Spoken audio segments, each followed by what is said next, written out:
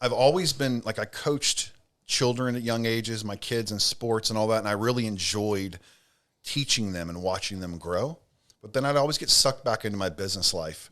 And for the longest time in my career, I was always chasing the next dollar. I've been very fortunate. I've made a lot of money over my lifetime, and I've lost a lot of money too, but I've always figured out a way to make more. But when I realized it was more about helping other people get there, and Zig Ziglar has a quote that says, if you can get anywhere you want to go in life, if you help everyone else get there first. And I kind of embraced that, but I didn't give myself permission to do all that until I relocated to Florida about 7 years ago. And as I started learning different evolutions of business and more watching people on social media and reading, I'm like, gosh, there's more to it than just making money. What if I can help everyone else? And I started down that path, and then the next thing I know, I'm worried about making money again. I'm focused on making money. In 2020, I had a massive shift in my life, like most people did during COVID. But in 2020, I lost my son, CJ, passed away in July of 2020. He was only 18 hours old. And for the next 8 months, I went down a rabbit hole that I wasn't sure I was ever going to recover from. I gained excessive weight. I'm not a drinker, but I will eat and eat and eat. And I lost focus of what was important in my life. Wow. I grabbed my journal on March of 2021. I'm sitting on my back pool deck. I remember like it was yesterday. It's a Sunday afternoon, and I'm reading my journal from before my son passed. I'm going through all these notes and all these great things that I was going to do.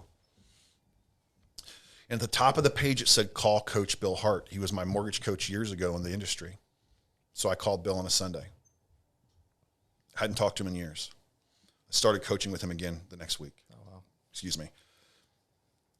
I gave myself permission to accept what had happened with my son and figured out I'm here to help other people get through certain things like that. And then it just kind of grew from there. Wow. Like felt I had a responsibility. We talked about that from Ed Milet, says we have a responsibility to help others where we were 2, 4, 6, 10 years ago. So that drew me into that part of it. And then I just kept pushing forward from there because I really became passionate about not just helping people who've lost children, but other people in certain situations of life. Like how different could things have been for me if I would have had this person in my life 10 years ago? Right. Man. Wow. Yeah, that's, there's a lot to unpack there.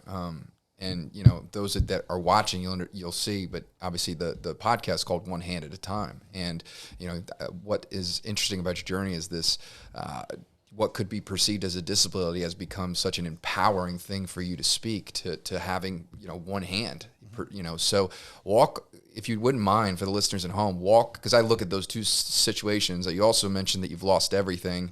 And I look at all these things that there's a pattern here, and there's a pattern of coming up against massive friction that would debilitate many people, and yet being able to use that as a reason instead of using it as an excuse. You know, maybe walk me through that a little bit so we can kind of unpack that. Yeah, so it took me a long time growing up to realize that being born with missing my left arm was actually an advantage, not a disadvantage. Because, you know, when you're young as a kid, you want to be like everyone else, right? Well, I was never going to be like everyone else. So, but when you get older, we all want to be different and unique. So I have a huge advantage now when I walk into a room, besides I'm exceptionally good looking. When I walk into a room, people notice me, right? They notice me. So I use that tool to be able to get in front of the people I want to get in front of and have those conversations.